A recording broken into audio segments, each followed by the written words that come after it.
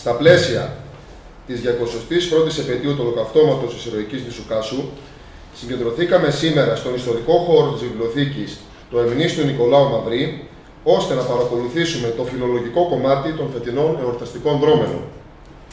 Η παρούσα εσπερίδα φέρει τον τίτλο «Ο μεγάλος ναυτότοπος της Κάσου, 18ος έως 21ος αιώνας» και συνδιοργανώνεται από το Ινστιτούτο Μεσογειακών Σπουδών και τον Δήμο Ηρωικής νήσου Κάσου υπό την αιγίδα της Περιφέρειας Νοτιού Αιγαίου.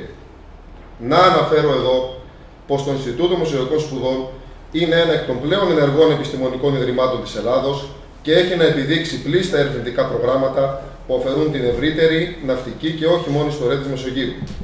Είναι δε εξαιρετικά ευτυχές το γεγονός ότι το ηρωικό μας νησί έχει αποτελέσει εδώ και κάποια χρόνια ένα εκ των κέντρων των ερευνών του Ινστιτούτου, με αποτέλεσμα να έχουν πλέον παραχθεί πολύτιμα επιστημονικά αποτελέσματα.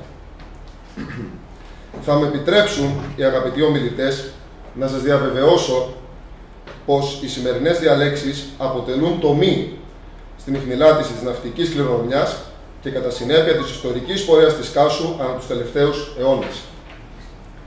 Τις ευχαριστούμε λοιπόν από καρδιάς και παρακαλώ εδώ και το χειροκρότημα όλων.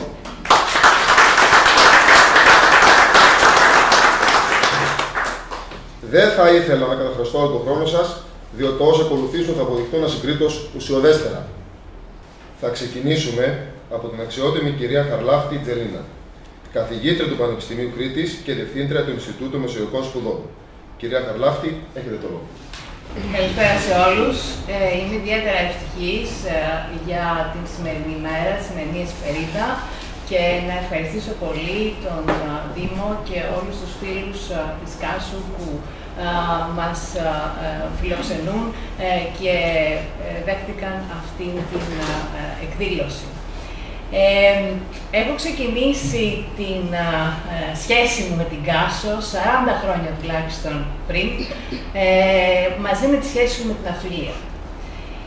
Η Κάσος αποτέλεσε μαζί με την Ιθάκη, την Κεφαλονιά, την Άνδρο και τη Χίο τους 5 μεγαλύτερους ναυτότοπους του 20ου αιώνα. Η δουλειά μου ξεκίνησε από το Πανεπιστήμιο του Πειραιά και από εκεί είδα πραγματικά με πολύ μεγάλη εντύπωση την μεγάλη σημασία αυτού του μικρού νησιού. Και πάντοτε είχα στο μυαλό μου γιατί, πώς έγινε αυτό το πολύ μικρό νησί με αυτή την παγκόσμια εμβέλεια. Πρέπει να περάσουν χρόνια για να βρει κανείς και τη χρηματοδότηση αλλά και τους ανθρώπους γι' αυτό, και είμαι ιδιαίτερα ευτυχής όταν ήμουν στο Ιόνιο Πανεπιστήμιο να έχω την Δήμητρα την Καρδακάρη, η οποία πίστηκε όχι, δεν της πήρε καθόλου χρόνο να πιστεί, από την Κέρκυρα, μια Κερκυραία, Βέρα Κερκυραία, να κάνει την έρευνα για την Κάσο, την οποία ολοκλήρωσε φέτος, τον Φεβρουάριο, που ανακηρύχθηκε και διδάκτορ, και ελπίζω η διατριβή της, με σίγουρη διατριβή της, θα γίνει βιβλίο που θα εκδοθεί από έναν πολύ καλό εκδοτικό οίκο και ελπίζω να την μεταφράσουμε και στα αγγλικά, να μάθει όλος ο κόσμος τη σημασία της Κάσου. Η Δήμητρα και εγώ κάναμε έρευνα για να βρούμε το αποτύπωμα των Κασιωτών σε όλο τον κόσμο. Έχουμε κάνει έρευνα στην Αγγλία, στην Αμερική, στην Ιταλία, στη Μάλτα, στην Ρωσία, στην Ουκρανία, στη Ρουμανία, για να βρούμε όπου έχουμε τα ταξίδια των Κασιωτών και τις διασυνδέσεις και τα δίκτυα των Κασιωτών εκεί. Ο άλλος μου στόχος ήταν να πάω στους ναυτότοπους και να κάνουμε έρευνα μέσα στον ναυτότοπο. Και έτσι ήμουν ιδιαίτερα τυχερή πλέον να γνωρίσω μια κριτικά, την Μέρη Βιλράκη, η οποία δέχτηκε να κάνει αυτή την έρευνα και βρήκα τον κατάλληλο άνθρωπο, γιατί πραγματικά έχει αναπτύξει ένα πάθος και έναν ενθουσιασμό για αυτό το νησί, και ευχαριστώ όλους για όλο αυτό το αγκάλιασμα και την προσφορά της υλικού και μαρτυριών, γιατί μόνο από εκεί γράφεται η ιστορία. Συνδυασμός αρχείων με προφορικές μαρτυρίες και από τις οικογένειες. Γιατί η ναυτιλία και οι ναυτιλιακές επιχειρήσεις ήταν και είναι οικογενειακές επιχειρήσεις. Θα ξεκινήσω λοιπόν με μια φωτογραφία που βρήκε η Μέρη από το φωτογραφικό αρχείο Εμίλη Φιλιππή για τον εορτασμό του ολοκαυτώματος της Κάσου στην κεντρική πλατεία της Κάσου τα τέλη της δεκαετίας του 1950. Μιλώντας για το ολοκαύτωμα της Κάσου, πολλές φορές ξεχνάμε τη μεγάλη ναυτιλία της Κάσου, ξεχνάμε πόσο σημαντική ήταν η ναυτιλία της πριν και πόσο σημαντική ήταν και μετά και πόσο φτάνει μέχρι σήμερα. Και καθόρισε ουσιαστικά την πορεία, οι Κασιώτες καθόρισαν την πορεία της ελληνόκτητης ναυτιλίας που είναι η μεγαλύτερη στον κόσμο σήμερα που μιλάμε. Το 1780 οι Κασιώτες είχαν 20 ποντοπόρα ιστιοφόρα πλοία. Όταν μιλάμε ποντοπόρα, μιλάμε μεγάλα πλοία. Και είχαν τουλάχιστον 4, 5, 6 φορές παραπάνω μικρότερα ακτοπλοϊκά πλοία. Το 1821 είχαν 25 ποντοπόρα ιστιοφόρα, με τα οποία έλαβαν μέρος στον αγώνα. Το 1824 το νησί καταστράφηκε, όμως οι Κασιώτες μπόρεσαν και διέφυγαν στα διάφορα νησιά του Αιγαίου και είναι εντυπωσιακό πως γύρισαν πίσω στο νησί και ξανάφτιαξαν το στόλο τους. Το 1880 τον έφτιαξαν τόσο καλά ώστε είχαν 120 ποντοπόρα ιστιοφόρα. Και ήταν ένα πολύ σημαντικό μέρος της ελληνόκτητης ναυτιλίας. Το 1939 είχαν πλέον κάνει τη μεγάλη μετάβαση στην ακτοπλοεία και είχαν 69 ακτοπλοεία των 370.000 τόνων. Δεν έχουμε μετρήσει πόσα είχαν το 1980, αλλά είναι σίγουρο ότι ήταν μερικά εκατομμύρια. Το διάστημα 30 με 80, όπως γνωρίζουμε, οι ναυτιλιακές επιχειρήσεις της οικογένειας Κουρκουντή ήταν ανάμεσα στους 10 κορυφαίους εφοπλιστικούς όμιλους, αλλά και οι άλλες οικογένειες, όπως θα τις δούμε μετά, δημιουργήσαν μια ομάδα επιχειρηματική εξαιρετική στην ελληνόκτητη ναυτιλία. Πριν λοιπόν την Επανάσταση, για να βρούμε την ιστορία και την ιστορία τόπων που είχαν πλοία, πρέπει να αναζητήσουμε το αποτύπωμά τους στα διάφορα λιμάνια του κόσμου. Γιατί τα πλοία καταστρέφονται. Δεν είναι σαν τα σπίτια ή σαν τα κτίρια που μένουν. Και έτσι πήγαμε σε όλους αυτούς τους τόπους που βλέπετε, στην Αζωφική, στην Κωνσταντινούπολη, στη Θεσσαλονίκη, στην Αθήνα, στην Κρήτη βέβαια, στην Κεφαλονιά, στην Κέρκυρα, στην Τεργέστη, την Αγκώνα, την Μάλτα, την Μεσίνα, την Νάπολη, το Λιβόρνο, τη Γένοβα, την Μασσαλία, την Βαρκελόνη, το Άμστερνταμ και το Λονδίνο, αναζητώντας αρχεία.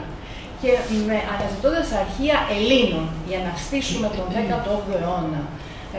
Γιατί ήμασταν κάτω από την Οθωμανική Αυτοκρατορία, ήμασταν κάτω από τη Βενετική Αυτοκρατορία κι αυτή και δεν έπρεπε να κοιτάξει κανείς τα υγειονομία των λιμανιών, όπου χιλιάδες σελίδες για να εντοπίσουμε τα ελληνικά ονόματα και να φτιάξουμε μια βάση δεδομένων που την είπαμε Αμφιτρίτη.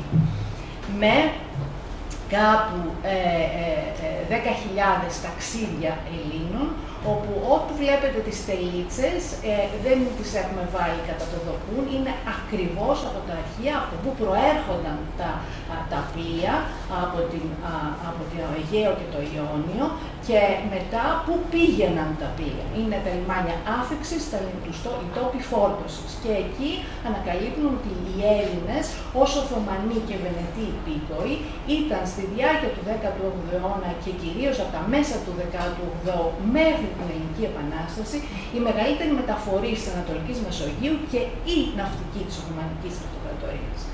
Εντοπίσαμε λοιπόν από εκεί κάπου 40 ναυτότοπους και σε θαλάσσιες περιοχές. Οι θαλάσσιες περιοχές συνομιλούσαν μεταξύ τους. Οι οικογένειες μετακινούνταν μέσα σε αυτές τις θαλάσσιες περιοχές και επίσης μετέφεραν φορτία από τις διάφορες χώρες. Οπότε έχουμε το Ιόνιο, έχουμε το Δυτικό Αιγαίο, και έχουμε το Κεντρικό Αιγαίο και το Ανατολικό Αιγαίο. Στο Ανατολικό Αιγαίο οι κύριοι στόλοι ήταν τα ψαρά, που ασχολούνταν με τις μεταφορές σιτηρών από την περιοχή εκείνη, και στο νότιο-ανατολικό Αιγαίο η Κάσος, η οποία ήταν η ναυτιλία της Μεγάλης Κρήτης και όχι μόνο, αλλά και των μικρασιατικών ακτών απέναντι.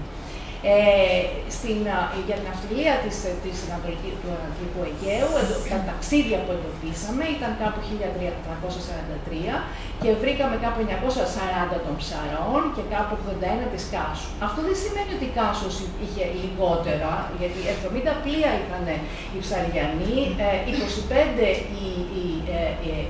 οι Κασιώτες, όμως και πολύ μικρότερα. Οι Κασιώτες όμως κάνανε πολύ περιφερειακό εμπόριο, τοπικό εμπόριο σε όλο τον νοτιοανατολική Μεσόγειο.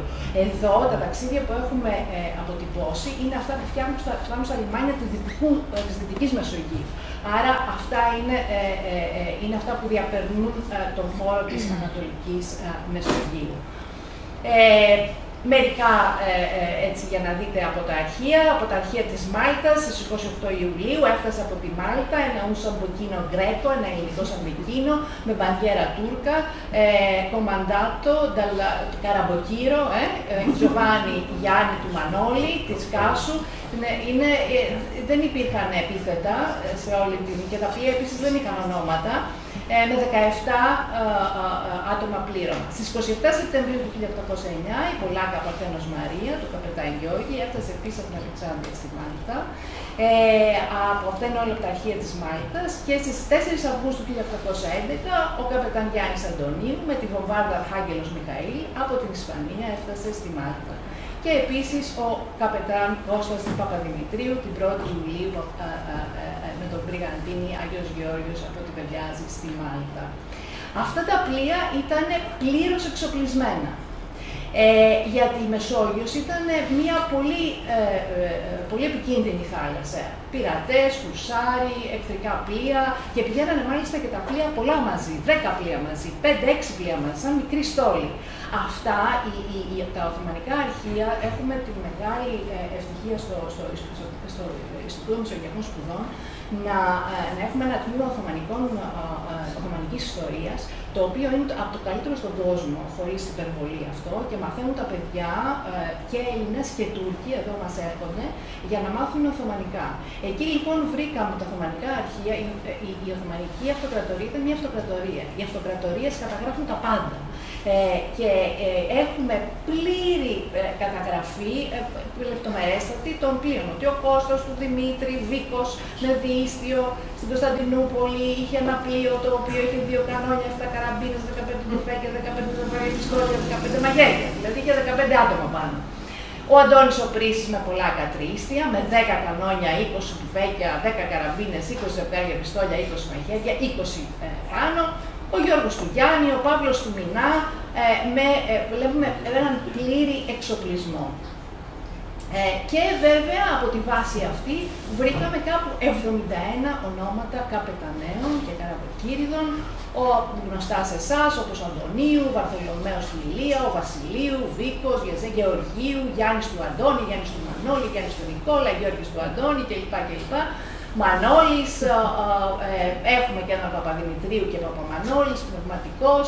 Βλέπουμε έχουμε μία τεράστια ένα βεντάλια από τους ανθρώπους της θάλασσας. Όταν λοιπόν έγινε η Επανάσταση, οι Έλληνες είχαν έναν πολύ σημαντικό στόλο από 40 νησιά.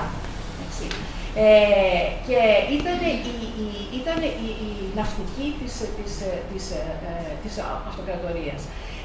Και βέβαια ο Κασιώτικος στόλος συμμετείχε εξ αρχής. Οι ναυτότοποι που επαναστάτησαν από τους 40 ήταν κάπου 27, με έναν μεγάλο στόλο 700 μεγάλων εμπορικών ιστιοφόρων. Τα πλοία της Κάσου στη διάρκεια της Επανάστασης έδρασαν και ως πολεμικά και ως καταδρομικά και ως εμπορικά. Λέμε πολλές φορές στη διάρκεια, όταν επαναστατήσαμε, οι Αυστριακοί ή οι Γάλλοι μας θεωρούσαν και στα αρχεία ως πειρατές. Δεν είχαν αναγνωρίσει την Επανάσταση. Οπότε όταν χτυπούσαμε άλλα πλοία, λέγανε τους Έλληνες ότι ήταν όλοι πειρατές. Εκείνο που δεν είχαν καταλάβει και η τεράστια έρευνα που έγινε με την ευκαιρία των 200 χρόνων για το 1921, αποκάλυψε, φοβερό υλικό στα γενικά αρχεία του κράτους, που ακόμη δεν το έχουμε κοιτάξει. Βγάζαν οι άνθρωποι, είχαν προσωρινή διοίκηση με έγγραφα, με καταδρομικές άδειες, με εμπορικές άδειες, με το που χτυπούσε ένα πλοίο, μετά το έφερνε στο νησί για να καταγραφεί, κρατούσαν ένα κομμάτι για να κινήσουν την κοινότητα και το άλλο δινόταν στον κόσμο. Ήταν πάρα πολύ σημαντική η όλη οργάνωση. Και βλέπουμε εδώ τους Κασιώτες μαζί με τους Ιδραίους, τους Πετσιώτες και τους Ψαριανούς και τους Αλεξιδιώτες προσέφεραν πλοία στον αγώνα και για τον πολεμικό στόλο, αλλά και για τον καταδρομικό και τον εμπορικό. Γιατί ο πολεμικός στόλος ήταν μόνο κάπου 40 πλοία, 40 με 50 πλοία κάθε καλοκαίρι, ουσιαστικά άνοιξη με φθινόπωρο που λειτουργούσε. Τον υπόλοιπο καιρό, ένας πόλεμος για να διεξαχθεί θέλει πολεμοφόδια. Και επίσης ήθελε και διαρκείς επιθέσεις να μην τους αφήνουν ήσυχους. Οπότε ήταν πάρα πολύ σημαντική η δράση των Κασιωτών. Και βέβαια, επί 3 χρόνια, ο πολεμικός στόλος Οθωμανικός έμεινε χωρίς ναυτικούς. Δεν κατάφερε επί 3 χρόνια να τροφοδοτήσει τα κάστρα της Πελοποννήσου και της Στερεάς Ελλάδος κλπ. Και οι Έλληνες είχαν επικρατήσει σε όλη την περιοχή του Αιγαίου και της Πελοποννήσου και της Στερεάς Ελλάδας. Και βέβαια το 1824 με την συμμαχία με την Αίγυπτο κατάφεραν να χτυπήσουν τους 2 πιο ενοχλητικούς στόλους του Ανατολικού Αιγαίου, Κάσο και Ψαρά. Το εντυπωσιακό λοιπόν μετά την δημιουργία του ελληνικού κράτους, που δυστυχώς δεν περιέλαβε νησιά τα οποία μάτωσαν, όπως η Κάσος, αλλά και τα Ψαρά και η Χίος, επέστρεψαν στο νησί τους και συνέχισαν την προεπαναστατική τους δραστηριότητα στην ναυπηγική. Αυτό που βγάζουμε στην νέα έρευνα είναι ότι οι Οθωμανοί έχασαν τα νησιά του Αιγαίου στα οποία ναυπηγούσαν πλοία. Και γι' αυτό δώσανε μεγάλο βάρος στην ακτή της Μαύρης Θάλασσας, που παραδοσιακά έκτιζαν για τα πολεμικά Οθωμανικά πλοία, και στην Κάσο, η οποία Κάσος είχε τεχνίτες, είχε ναυπηγοτεχνίτες. Η ξυλία ερχόταν από την Κάπο, 2 από τα μικρασιατικά παράλια, και έχουμε μια πολύ μεγάλη ναυπηγική παραγωγή της Κάσου, την οποία έχουμε καταγράψει στον διάρκεια του 19ου αιώνα. Οι πλειοκτητικές οικογένειες, όπως τις έχουμε καταγράψει και τις έχει αποτυπώσει και η Δήμητρα στη διατριβή της, είναι από το 1850 μέχρι το 1870, που είναι η μεγάλη άνοδος ακμή της ιστιοφόρου ναυτιλίας. Είναι Ιωάννου, Κανάκης, Κουλκουντής, Νικολάου, Μολανδράκης, Εμμύρης, Παπαδάκης, Αντωνίου, Πνευματικός, Μελιαράκης, Γεωργίου και Μάρκου. Και βλέπουμε τον Κασιώτικο στόλο ως τμήμα της ελληνόκτητης ναυτιλίας. Βλέπουμε τη Συριανή ναυτιλία, η οποία είναι η Σύρος έλκει όλη την επιχειρηματικότητα αλλά και την ναυπηγική δραστηριότητα των Ελλήνων. Και γι' αυτό γίνεται το κέντρο της ιστιοφόρου ναυτιλίας. Βλέπουμε λοιπόν την Κάσο, η οποία έχει μία άνοδο μετά την πτώση της Σύρου, γιατί αγοράζουν πλοία, τα οποία εκποιούνται και συνεχίζουν την ναυτιλία τους. Και βέβαια αρχίζει και γίνεται 2 κύματα μετανάστευσης. Το ένα είναι προς τη Σύρο και το άλλο είναι προς την Αίγυπτο, βέβαια για την άνοιγμα του Σουέζ. Ταξίδεψα με ένα δεξαμενόπλιο 150.000 τόνων την Πρωτομαγιά και πετάξαμε στο Κάιρο, πήγαμε και το βρήκαμε στην Ισμαηλία. Στην Ισμαηλία πρόλαβα να πάω στον Άγιο Μινά, όπου το έχει φτιάξει κοινότητα τη δεκαετία του 20. Υπάρχει και εκεί πρέπει να γίνει έρευνα πιο ενδελεχής, πιο επιστημονική, ιστορική, με τα αρχεία των τόπων, Πορτ Σαΐντ και Ισμαηλία. Και τώρα θα περάσω λίγο να σας δείξω σαν μία και να αρχίσω με τις οικογένειες τις πλειοκτητικές που έκαναν τη μετάβαση από τα ιστιοφόρα στα ατμόπλια και ανεδείχθηκαν κορυφαίες εφοπλιστικές ομάδες σε ενόχληση της ναυτιλίας. Και βέβαια η οικογένεια Κουλκουντή με τον Ηλία Κουλκουντή που πώλησε το τελευταίο του ιστιοφόρο Αναστασία το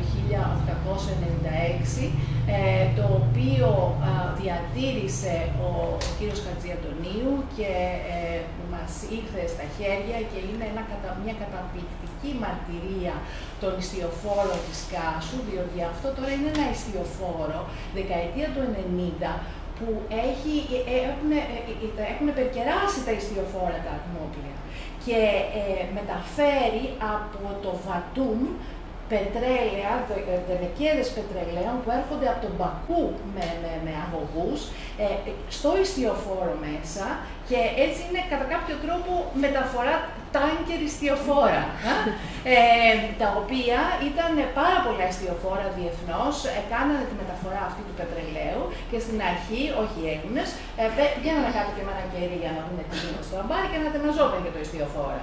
Λοιπόν, εδώ λοιπόν βλέπουμε πόσο σημαντική, πόσο το Αναστασία, από εκεί που μετέφερε σιτηρά από την Οδυσσό στην Βόρεια Ευρώπη, στο τέλος της ζωής του, το ιστιοφόρο έκανε αυτή τη μεταφορά πετρελαίου από το Βατούμ κάτω στην Αλεξάνδρεια. Και πούλησε το τελευταίο του ιστιοφόρο και αγόρασε το πρώτο ατμόπλιο με χρηματοδότηση από χρηματοδότες της Σύρου και την Τράπεζα Αθηνών. Και οι 5 γη του γίνανε από τις πιο σημαντικές εφοπλιστικές ομάδες του 20ου αιώνα με ηγετική φυσιογνωμία. Το Μανώλη Κουλκουντή έχει γράψει πολλά πράγματα και ωραία η Δήμητρα γι' αυτό. Βλέπουμε και τον Βασίλη Μαυρολέον, θα το δούμε λίγο μετά, και μαζί βέβαια με τον Νικόλα και Μινά Ρεθύμνη, στη διάρκεια του Μεσοπολέμου, το RNK, Ρεθύμνους Κουλκουντής, υπήρξε το γραφείο της ελληνόκτητης ναυτιλίας, το οποίο αντιπροσώπευε τουλάχιστον 70 πλοία, τα οποία δεν ήταν μόνο δικά του, ήταν και πλοία άλλων νησιών και όχι μόνο τασιωτών, και άλλων οικογενειών. Άλλη σημαντική οικογένεια, τον Διακάκη, βλέπουμε το ατμόπλιο του Διακάκη, ο οποίος επίσης είχε για ένα διάστημα και τα ναυπηγεία της Σύρου. Έχουμε επίσης τους εφοπλιστικούς ομίλους Νικολάου Εμμύρη Γιάνναγα.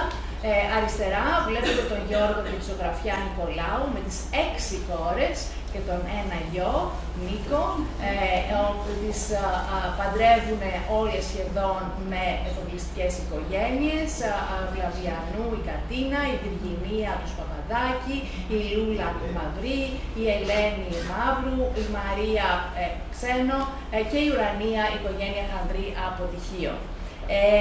Ο Νικόλαος Εμμύρης που ήταν στο Port Said, επίσης απέκτησε οικογένεια πλοία και βέβαια η οικογένεια Γιανναγά. Άλλη εφοπλιστική όμιλη είναι η Μάρκου, όπου συνάντησα τον κύριο Μάρκου τη δεκαετία αρχές του 2000 στην Αθήνα και βλέπουμε και διατηρούσε το σπίτι του όπως ήταν στην Αγία Μαρίνα και έψαχνα να το βρω πάλι αν υπάρχει. Και αριστερά βλέπετε